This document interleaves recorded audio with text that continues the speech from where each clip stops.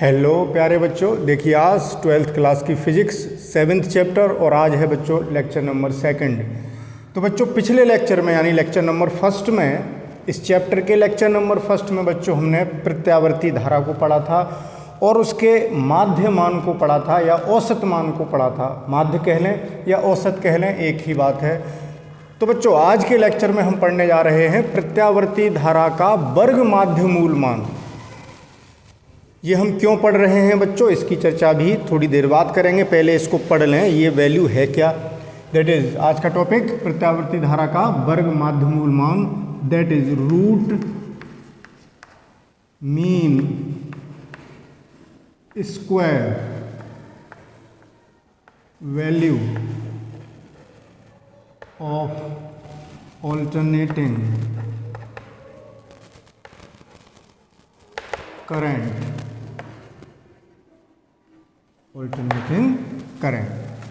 तो स्टार्ट करते हैं बच्चों इस टॉपिक को। ध्यान से समझें, ये बहुत महत्वपूर्ण टॉपिक है।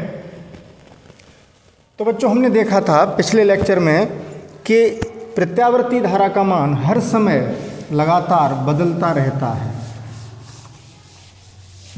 रहता है, परिवर्ती है। तो इसी वजह से उसके बदलने के कारण हमें इस वैल्यू को पढ़ने की आवश्यकता पड़ रही है। और आपने प्रत्यावर्ती धारा के औसत मान में देखा था, तो एक कंप्लीट साइकिल में जो एवरेज वैल्यू थी करंट की वो 0 आ रही थी, औसत 0 आ रहा था एक पूर्ण चक्र में। लेकिन यहाँ पर धारा का वर्ग माध्य मूल मान जो होगा वो बच्चों एक चक्र में 0 नहीं आएगा। तो धीरे धीरे सभी बातें समझ में आ जाएंगी। पहले हेडिंग से ही देखिए, वर्ग हम क्या पढ़ने जा रहे हैं, प्रत्यावर्ती धारा का यानी किसका, आई का। प्रत्यावर्ती धारा का वर्ग यानी आई का वर्ग, और उस वर्ग का माध्य यानी उसका औसत, फिर उसका मूल दैट इज अंडर रूट। तो ये बात यहाँ स्पष्ट हो गई कि धारा के वर्ग का औसत और उसका वर्गमूल क्या कहलाता है, आरएमएस वैल्यू, वर्ग माध्य मूल मान। और इसको हम किससे लिखेंगे बच्चों, IRMS। ये आ गया। तो क्या रहा वर्ग माध्य मूल मान, प्रत्यावर्ती धारा के वर्ग के माध्य के वर्गमूल को वर्ग माध्य मूल मान कहते हैं। सिंपल सा कॉन्सेप्ट हो गया बच्चों। यानी क्या बात रही, प्रत्यावर्ती धारा के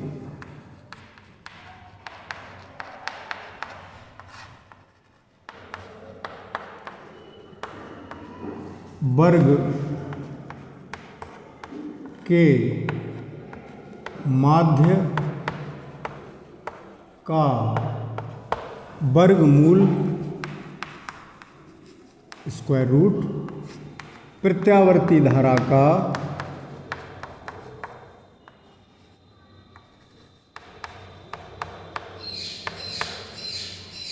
वर्ग माध्य मूल मान कहलाता है।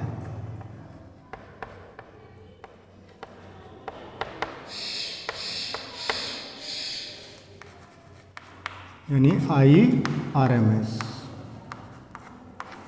कहलाता है। सिंपल सी बात है बच्चों, मैं नहीं लिखता तब भी आपकी समझ में आ रही थी, ये कॉन्सेप्ट यहाँ क्लियर हो रहा था। तो देखें बच्चों, हम यहाँ एक चक्र की बात करेंगे, कंप्लीट साइकिल की। हम पूर्ण चक्र की बात कर रहे हैं, कंप्लीट साइकिल। एक पूर्ण चक्र में धारा का औसत मान 0 आ रहा था बच्चों, लेकिन यहाँ ये आरएमएस वैल्यू यानी वर्ग माध्य मूल मान 0 नहीं आना, अभी पता चल जाएगा। अभी एक्सप्रेशन ड्राइव करेंगे बच्चों। तो देखें, इस इक्वेशन से हमें बार बार स्क्वायर रूट लगाना पड़ेगा, तो थोड़ी देर के लिए स्क्वायर कर लें बच्चों। तो I स्क्वायर RMS कितना हो गया, I स्क्वायर का बार, यही तो हो गया। स्क्वायर रूट हट गया, हमने स्क्वायर कर लिया है। अब हमें बार बार वर्गमूल नहीं लगाना पड़ेगा। और बच्चों आपको पता है प्रत्यावर्ती धारा की जो इक्वेशन होती है वो कितनी होती है, I बराबर I0 साइन ओमेगा t। तो हमें क्या करना है बच्चों, I स्क्वायर का माध्य निकालना है। तो देखो बच्चों, कल मैंने बताया था कि किसी भी भौतिक राशि x का हमें जो कि टाइम पर डिपेंड कर रही है, टाइम के हिसाब से वेरी कर रही है, बदल रही है, उसका हमें पर्टिकुलर टाइम इंटरवल T1 से T2 तक, इतने टाइम इंटरवल में उसका एवरेज निकालना हो तो बच्चों हम एवरेज कैसे निकालते हैं, कल बताया था हमने, एक्स एवरेज या ऐसे लिख दें बराबर कितना आता है, T1 to T2 limit x dt upon T1 to T2 limit dt। इस फॉर्मूले से इसकी चर्चा हमने कल कर दी थी बच्चों। अब हमें वर्ग माध्यमूल जो निकालना है, आपको पता है प्रत्यावर्ती धारा के केस में ग्राफ इस तरीके से था बच्चों। एक साइकिल ये होती है, एक ये टाइम इंटरवल, एक पूर्ण चक्र हो गया तो एक आवर्तकाल में एक साइकिल कंप्लीट हो जाएगी। तो हम 0 से लेके यहाँ लिमिट हमारी T1 से T2 थी। अब हम जब एक साइकिल की बात करेंगे बच्चों तो लिमिट हमारी 0 टू T हो जाएंगी। अब देखें माध्य किसका निकालना है, आई स्क्वायर का, तो x के स्थान पर क्या हो गया बच्चों, आई स्क्वायर। तो इस फॉर्मूले से देखें आई स्क्वायर RMS बराबर कितना आएगा, 0 to T I square dt upon 0 to T dt, ये हो गया। अब देखें आगे, अब हम आई की इक्वेशन से वैल्यू पुट करते हैं तो आई स्क्वायर RMS बराबर, देखो बच्चों नीचे का मैं सॉल्व कर लेता हूँ, dt का इंटीग्रेशन करेंगे, t आएगा, लिमिट रखेंगे तो t माइनस 0 तो t आ जाएगा, वो t यहाँ पर आ गया, 1/t हो गया बच्चों। तो 1/t मैंने डायरेक्ट स्टेप किया है, sine of integration 0 to t I square की वैल्यू बच्चों इस इक्वेशन से कितनी हो गई, I naught square sine square omega t dt। तो देखें आई स्क्वायर RMS बराबर 1/t और मैं आई नॉट स्क्वायर कॉन्स्टेंट है इसको बाहर ले लूँ, आई नॉट स्क्वायर, ठीक, बाहर ले लिया। अंदर क्या रह गया बच्चों, 0 to T sine square omega t। अब इसका इंटीग्रेशन करने के लिए बच्चों हमें स्क्वायर समाप्त करना है, तो आपने एक फॉर्मूला पढ़ा है बच्चों, cos 2 ओमेगा t बराबर 1 minus 2 sign square omega t। अब मैं साइन स्क्वायर ओमेगा t को धर ले आऊँ बच्चों, तो 2 साइन स्क्वायर ओमेगा t बराबर आ गया 1 माइनस cos 2 ओमेगा t। तो साइन स्क्वायर ओमेगा t कितना आ गया, 1/2 1 माइनस cos 2 ओमेगा t। तो यहाँ साइन स्क्वायर ओमेगा t के स्थान पर हम ये वैल्यू पुट करेंगे तो 1/2 बच्चों कांस्टेंट है, उसको मैं बाहर लिख लेता हूँ। तो देखें क्या इक्वेशन बनेगी, आई स्क्वायर RMS बराबर आई नॉट स्क्वायर अपॉन ये 1/2 बाहर, तो 2 और t ऑलरेडी है, sine of integration 0 to t और इसके स्थान पर 1 minus cos 2 omega t dt। अरे लड़को यहाँ से हटो बेटा, dt में आगे लिख देता हूँ, dt आगे है। अब इसका इंटीग्रेशन करेंगे बच्चों, तो हम इधर का ये साफ़ कर लेते हैं। पहले आप इसका एक स्क्रीनशॉट ले लें, फिर मैं, वैसे अभी जगह है थोड़ी सी, चलिए स्क्रीनशॉट लो, फिर मैं इधर का पोर्शन हटाता हूँ। तो देखें आगे सॉल्व करते हैं। यहाँ से I square RMS equals to I naught square upon 2t, इसका इंटीग्रेशन बच्चों 1 का हो गया t minus cos 2 omega t का हो जाएगा sine 2 omega t upon 2 omega, ये हो गया, और लिमिट 0 टू t। अब ये लिमिट जो लिमिट है बच्चों उसे पुट करना आप जानते हैं। पहले टाइम के फंक्शन में अपर लिमिट रखेंगे t के स्थान पर t और माइनस करके लोअर लिमिट रखी जाती है।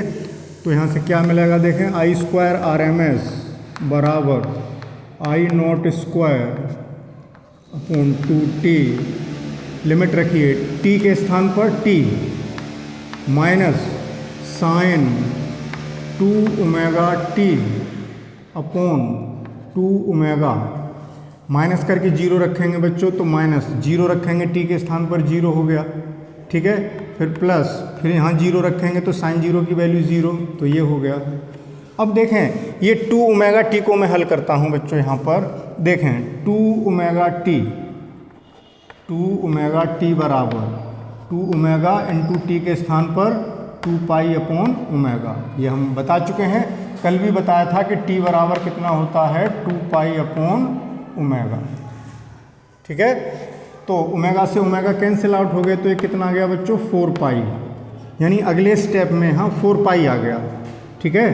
तो I square R M S बराबर I naught square upon 2t bracket T minus sine 4 pi upon 2 omega, और ये जीरो है ही, और बच्चों साइन 4 पाई जीरो होता है, साइन 4 पाई की वैल्यू जीरो, तो ये जीरो केवल टी बचा, तो क्या रह गया I square R M S बराबर I naught square upon 2t into T, T से टी कैंसिल आउट हो गए, तो टी से टी जब कैंसिल आउट हुए तो फंक्शन रह गया केवल आई स्क्वायर आर एम एस बराबर आई नॉट स्क्वायर अपॉन 2। अब बच्चों मैं स्क्वायर रूट ले लेता हूँ, यहाँ कर दूँ, तो आई आर एम एस यानी प्रत्यावर्ती धारा का वर्ग माध्यमूल मान कितना आ गया, देखिए आई नॉट स्क्वायर का वर्गमूल आई नॉट अपॉन 2 का रूट 2, ये एक्सप्रेशन आ गया आई नॉट अपॉन रूट 2 की वैल्यू बच्चों 1.414 रख दी जाए और 1 में डिवाइड किया जाए तो आ जाता है आई आर एम एस बराबर 0.707 आई नॉट। इससे न्यूमेरिकल फॉर्म में भी आप इसको लिख सकते हैं।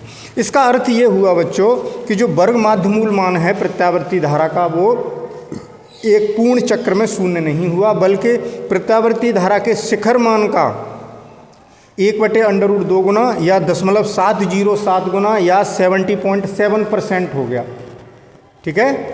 तो यहाँ पर आपने देखा कि प्रत्यावर्ती धारा का वर्ग माध्यमूल मान एक चक्र में शून्य नहीं हुआ, जबकि प्रत्यावर्ती धारा का औसत मान एक चक्र में शून्य हो गया था, पिछले लेक्चर में हमने देखा था। तो बच्चों इस तरीके से ये एक कंप्लीट साइकिल के लिए प्रत्यावर्ती धारा का वर्ग माध्यमूल मान है। आप यहाँ लिख लेंगे, जहाँ आई नॉट क्या है बच्चों, शिखर मान है, पी एम्पलीट्यूड है धारा का, या उसको कह सकते हैं पीक वैल्यू है या महत्तम मान है, तो इसका स्क्रीनशॉट लें। ये एक्सप्रेशन हमने वर्ग माध्यमूल मान के लिए निकाला। अब थोड़ी देर बाद थोड़ा इसको और आगे चर्चा करेंगे, पहले स्क्रीनशॉट ले लें इसका।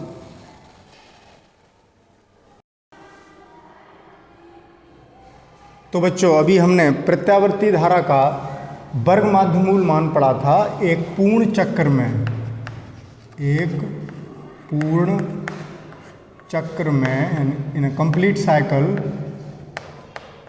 प्रत्यावर्ती धारा का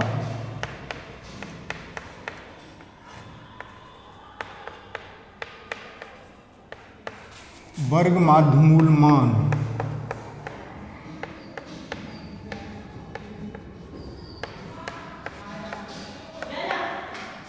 कितना पढ़ा था बच्चों, आई आर एम एस बराबर आई नॉट अपॉन √2, या ऐसे कह लें आई आर एम एस बराबर 0.707 आई नॉट। ये एक्सप्रेशन हमने अभी निकाले थे।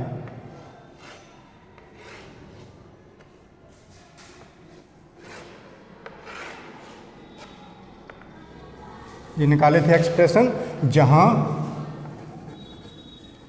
आई नॉट क्या था, शिखर मान धारा का, प्रत्यावर्ती धारा का शिखर मान था बच्चों। शिखर मान यानी पीक वैल्यू, या एम्पलीट्यूड कह दें, आयाम, प्रत्यावर्ती धारा का आयाम यानी एम्पलीट्यूड। कौन सा था बच्चों, ये किस इक्वेशन से आया था, प्रत्यावर्ती धारा की इक्वेशन थी आई बराबर I not sine omega T. तो ये पीक वैल्यू ही तो थी। अब ठीक इसी तरीके से बच्चों अगर हम एक पूर्ण चक्र में प्रत्यावर्ती विभव के बात करें, प्रत्यावर्ती विभव के वर्ग माध्य मूल मान की बात करें तो चूंकि वोल्टेज की जो इक्वेशन होती है बच्चों प्रत्यावर्ती विभव की, वो भी ठीक ऐसी ही होती है, B बराबर B not sine omega T. First lecture में हमने चर्चा की थी। तो बच्चों यहाँ देखें इक्वेशन सेम है, सेम शेप है, तो इसकी जो RMS वैल्यू आएगी वो भी इसी तरीके से होगी। इसको भी आप उसी तरीके से हल करेंगे। I के स्थान पर केवल B लिखना है आपको। तो AC वोल्टेज के लिए जो RMS वैल्यू होंगी बच्चों वो क्या हो जाएंगी, BRMS बराबर B naught upon root 2 in the similar fashion, या VRMS बराबर 0.707 V नॉट, यानी जो पीक वैल्यू है उसका 0.707 टाइम्स गुना मान कर दें तो RMS वैल्यू RM वर्ग माध्यमूल मान प्राप्त हो जाएगा। जैसे फॉर एग्जांपल कहीं पर मैं एग्जांपल की बात करूं, किसी प्रत्यावर्ती विभव का जो पीक मान है, शिखर मान 100 वोल्ट है, तो VRMS क्या आएगा, यहाँ वैल्यू रखूं तो 0.707 इंटू 100 दैट इज 70.7 वोल्ट। तो शून्य नहीं हुआ ना बच्चों एक कंप्लीट साइकिल में। तो बच्चों ये प्रभावी मान है उसका। अब यहाँ देखें RMS वैल्यू 0.707 गुना हो गई उसके शिखर मान से। अब बच्चों ये सोचते हैं कि इसको हमने क्यों पढ़ा बच्चों। एक बात और बता दें बच्चों कि प्रत्यावर्ती धारा एक चक्र में डिफरेंट टाइम पर डिफरेंट है, बदल रही है, तो हम उसकी कौन सी वैल्यू यूज़ करें, कौन सी वैल्यू प्रभावी होगी किसी भी घटना के लिए। उस प्रत्यावर्ती धारा से हम जो भी काम कर रहे हैं उसके लिए कौन सी वैल्यू इफेक्टिव है, तो बच्चों वो RMS वैल्यू होती है। तो एक बात ध्यान रखें, जो DC को मेज़र करने वाले एमीटर और वोल्टमीटर होते हैं बच्चों, वो चुंबकीय प्रभाव पर काम करते हैं।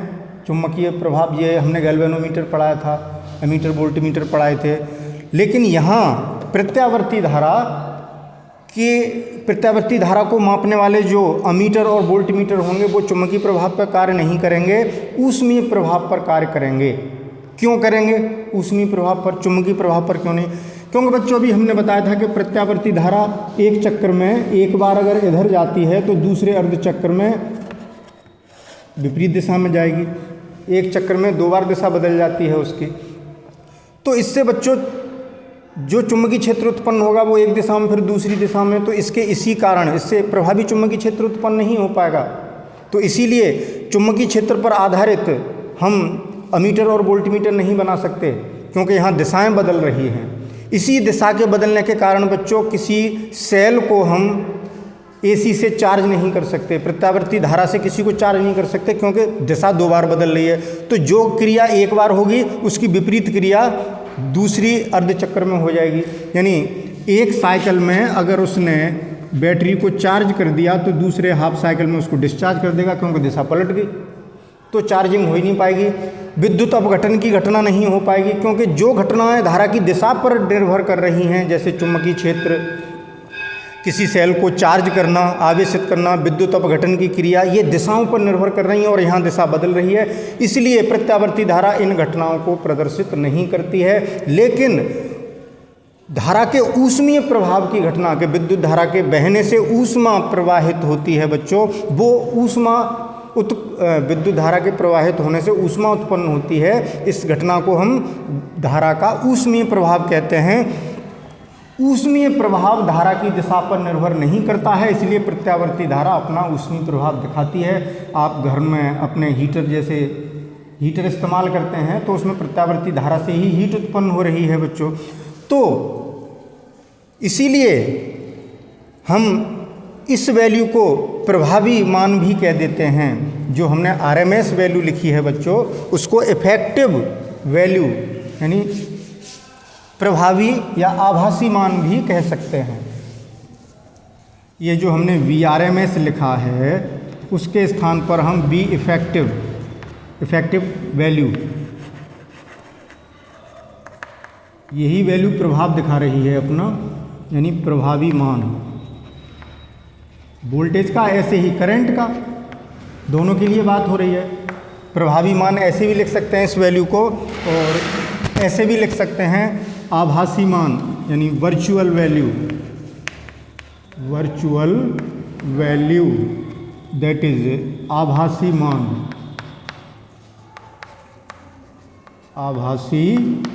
मान दैट इज वी वर्चुअल। तो ऐसे भी लिखा जा सकता है, ऐसे ही आई को लिखा जा सकता है आई आरएमएस, आई इफेक्टिव, आई वर्चुअल, एक ही बातें हैं बच्चों ये। अब देखें, एक बात मैं और बताना चाह रहा था, तो ऊष्मीय प्रभाव की बात की थी, उसकी इसी बात को हम आगे और बढ़ाते हैं बच्चों। हमें माध्य कब लेना होता है, औसत मान की बात हम कब करते हैं, जब वो राशि समय के साथ या किसी दूसरे फैक्टर के साथ बदल रही होती है, परिवर्ती होती है।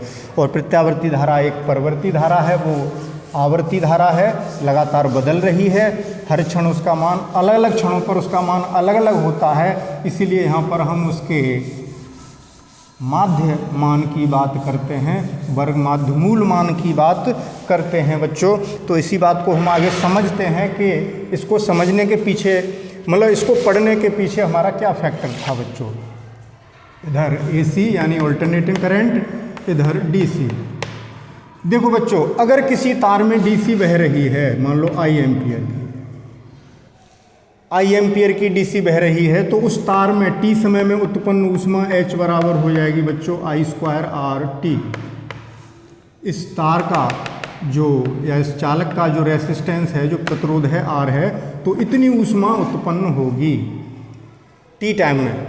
लेकिन बच्चों अगर हम AC की बात करते हैं, तो AC में जो उत्पन्न ऊष्मा होगी I²RT, ऐसे निकालेंगे तो अलग अलग समय पर धारा का मान अलग अलग है। आपने देखा यहाँ पर AC इस तरीके की थी, देखिए इतने टाइम पर करंट इतना है, इस टाइम पर करंट इतना है, इस टाइम पर करंट मैक्सिमम है, इस टाइम पर इतना है, इस टाइम पर इतना है, इस टाइम पर इतना है, इस टाइम पर शून्य हो गया है, फिर विपरीत दिशा में बढ़ने लगा, मैक्सिमम हो गया, फिर घटने लगा, फिर शून्य हो गया।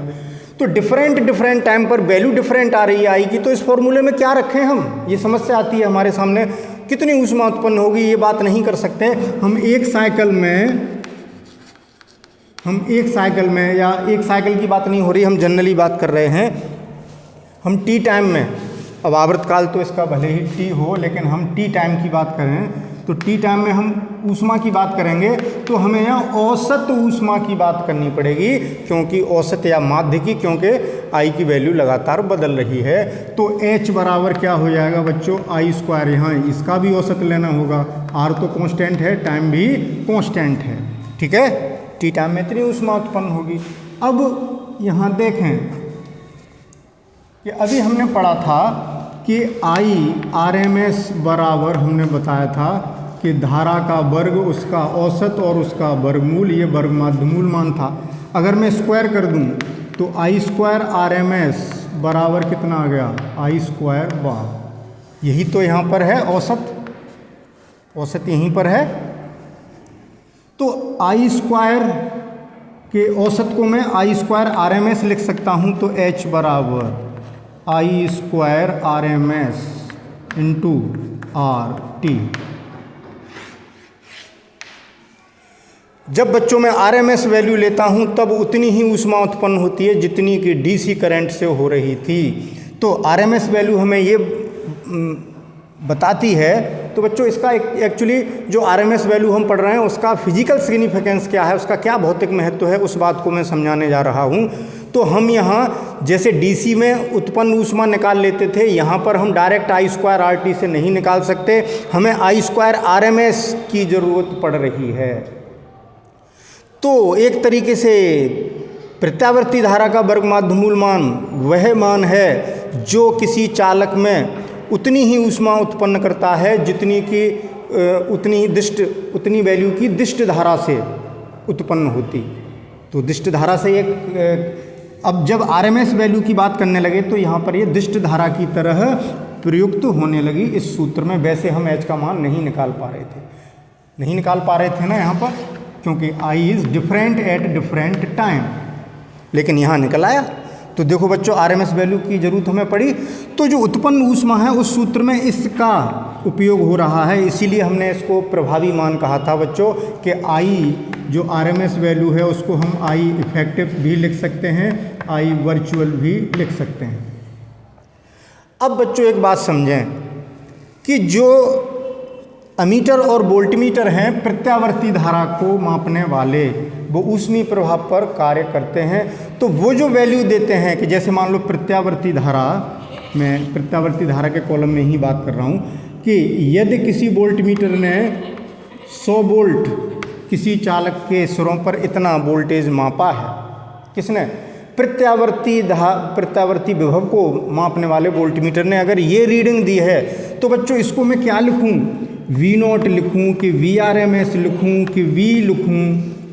तो बच्चों ध्यान रखें, वो इफ़ेक्टिव वैल्यू ही मापते हैं, यानी आरएमएस वैल्यू ही नापते हैं। तो किसी वोल्टमीटर ने अगर इतना वोल्टेज नापा है तो वो VRMS वैल्यू है। तो न्यूमेरिकल में गलती न करें। न्यूमेरिकल में जो वैल्यू आपको दी होगी, अगर ये कह रहा है कि वो किसी प्रत्यावर्ती धारा परपथ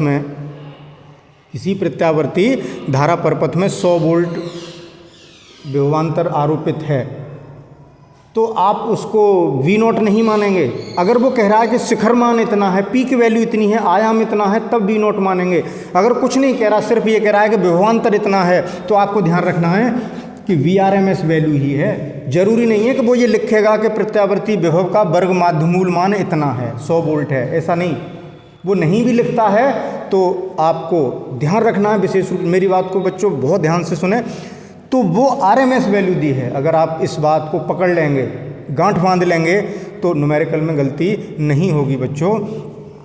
तो जैसे साधारणतः अपने घरों में बच्चों 220 वोल्ट पर वोल्टेज सप्लाई की जाती है, तो ये कौन सी वैल्यू है? VRMS वैल्यू है। अपने घरों में जो वोल्टेज सप्लाई होते हैं वो आरएमएस वैल्यू है, पीक वैल्यू नहीं है वो, क्योंकि वो तो लगातार वोल्टेज बदल रहे हैं अलग अलग टर्म पर।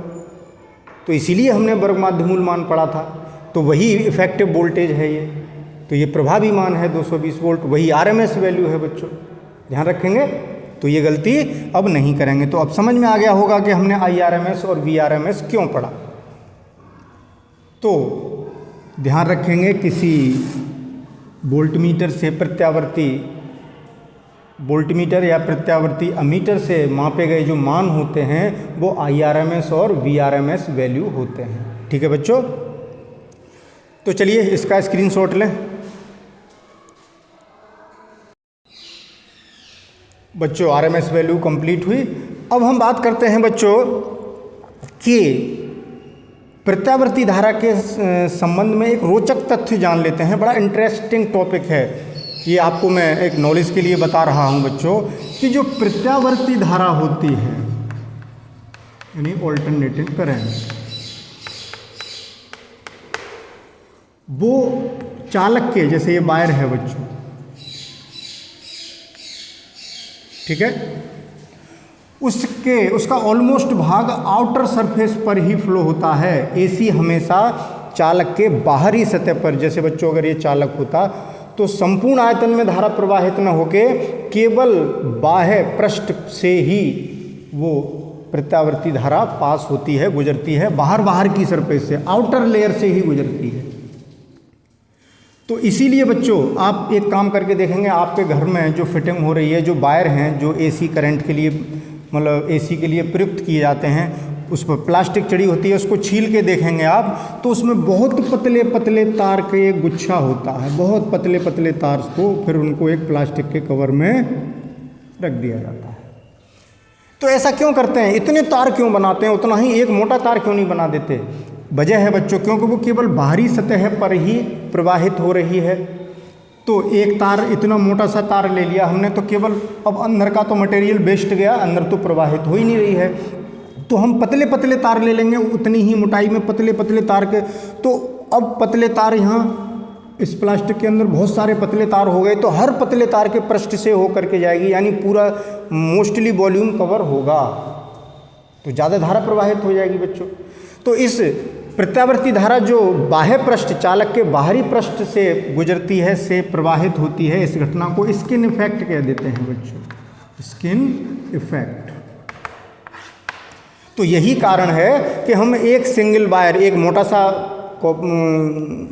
कॉपर का एक मोटा सा वायर बना सकते थे बच्चों, लेकिन आपने देखा है तार को छीलते हैं तब बहुत पतले पतले तारों का झुंड होता है। तो समझ में आ गई ऐसा क्यों? क्योंकि वो हर एक तार के पृष्ठ से गुजरेगी तो उसे सरफेस एरिया बहुत ज़्यादा मिल जाएगा।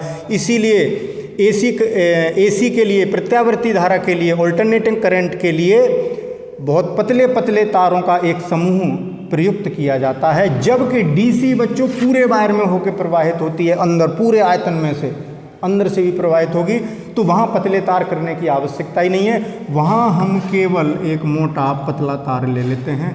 आपने लैब में देखा होगा जब आपको अमीटर, वोल्ट मीटर या ओम के नियम का या मीटर ब्रिज का या पोटेंशियोमीटर का जब एक्सपेरिमेंट करते हैं तो आपको कनेक्टिंग वायर जो दिए जाते हैं वो एक मोटा सा पतला तार होता है, उसमें बहुत सारे तार नहीं होते, क्योंकि वहाँ डीसी, वो हम प्रयोग जो कर रहे हैं वो डीसी धारा पर कर रहे हैं, डायरेक्ट करंट से कर रहे हैं, दिष्ट धारा से कर रहे हैं, सेल का प्रयोग कर रहे हैं, बैटरी का प्रयोग कर रहे हैं, उससे दिष्ट धारा मिलती है और दिष्ट धारा संपूर्ण आयतन में होकर के बहती है, तो हमें वहाँ पतले तार की कोई ज़रूरत ही नहीं है। जो पूरे आयतन में से प्रवाहित हो रही है, पूरे चालक में से, अंदर भी बाहर भी सतह पर भी, मतलब सब पूरा वॉल्यूम कवर करते हुए बह रही है, तो वहाँ हमें पतले वायर्स को पतले पतले करके झुंड बनाने की ज़रूरत नहीं है। एक सिंगल सा वायर, आपने देखा है ना बच्चों, लैब में अभी मैंने जो बताया था कि इन्हें प्रैक्टिकल करते हैं तो आपको जो वायर दिया जाता है वो सिंगल वायर होता है, मोटा सा, और पतले तारों का झुंड नहीं होता। तो डीसी के लिए एक मोटा सिंगल वायर यूज़ करते हैं और इसमें बहुत पतले पतले वायरों का एक समूह, एक ग्रुप बनाते हैं, तब उनको मिला करके एक वायर बनाते हैं बच्चों, ठीक है। तो ऐसा क्यों करते हैं ये समझ में आपकी आ गया होगा ये बात। तो ये तथ्य भी बच्चों बहुत इम्पोर्टेंट था, स्क्रीनशॉट लें।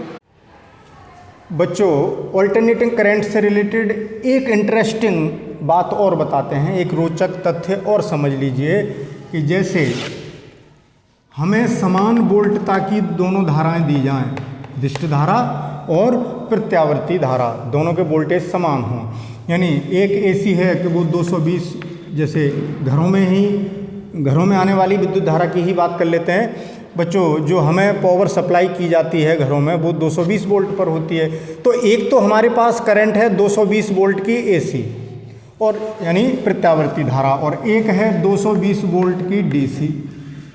तो क्या ये दोनों समान प्रभाव दिखाएंगी या हमारे लिए कौन सी खतरनाक होगी अगर हम इसके टच में आ जाते हैं या इसके टच में आ जाते हैं इस करंट के? तो क्या दोनों का खतरा बराबर है या कोई कम खतरनाक है, ज़्यादा खतरनाक है? इस बात की भी चर्चा कर लेते हैं बच्चों। जो डायरेक्ट करंट का ग्राफ था, अभी हमने बताया था, सॉरी अभी नहीं, पिछले लेक्चर में, कि दिष्ट धारा हमेशा नियत होती है, कांस्टेंट रहती है, जबकि प्रत्यावर्ती धारा बच्चों आवर्ती रूप से बदलती है।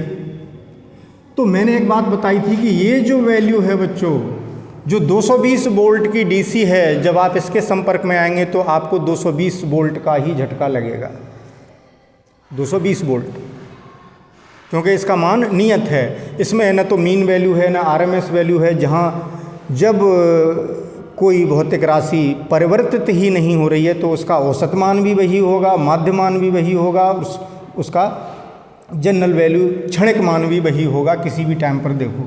लेकिन यहाँ वैल्यू अलग अलग हैं, अलग अलग टाइम पर वैल्यू अलग अलग है। तो ये जो वोल्टेज है बच्चों, अभी मैंने बताया था प्रभावी मान है, तो ये VRMS है। VRMS कितना है? 220 वोल्ट, ये RMS वैल्यू है उसकी। तो एक चक्र में बच्चों 2 बार मैक्सिमम होगा ये वोल्टेज या करंट।